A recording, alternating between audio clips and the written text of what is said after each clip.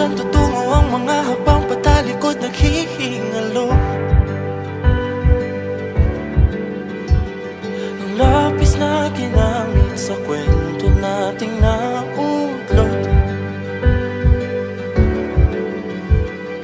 Bawat buklat ng aklat binabalikan, mga liham na ang laman, ligayang dala, ikaw lang ang may akda. Sa lahat ng pahinang sinulat ng tadhana, ikaw at ikaw pa rin. Ang yugtong paulit-ulit kong babalik-balikan. Sigaw ay ikaw pa rin. Patuloy kong panghawakan ang iyong mga salitang hindi na nakikita sa tingin ng iyong mga mata. Ngunit kung sarado na ang puso sa nadarama, pwede bang isipin mo kung bakit tayo nagsimula? Ating katotohanay naging isang nobelang winakasan ng pagtutudang di na nalabanan. Nais na maramdaman muli kung paano isulat ang pangalan mo.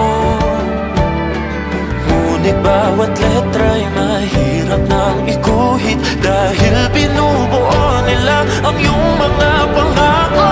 Sa lahat ng pahinang sinulat ng tadhana'y ikaw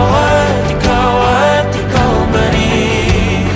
Ang yugtong paulit-ulit kong mabalik-balikan. Sigaw ay ikaw pa rin. Simula sa wakas na di matuklasan, babalik kung saan di na natagpuan ng mga matang nakatanaw sa umpisa ng yugtong di na sana naisulat pa. Simula sa wakas na di matuklasan, babalik kung saan di na natagpuan ang mga matang nakatanaw sa umpisa ng yugtong di na sana naisulat pa.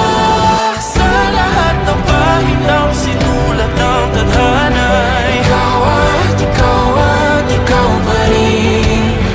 Ang yugtong paulit-ulit kong babalik-balikan. Sigaw ay ikaw pa rin. Patuloy kong panghahawakan ang iyong mga salita, di na nakikita sa tingin ng iyong mga mata.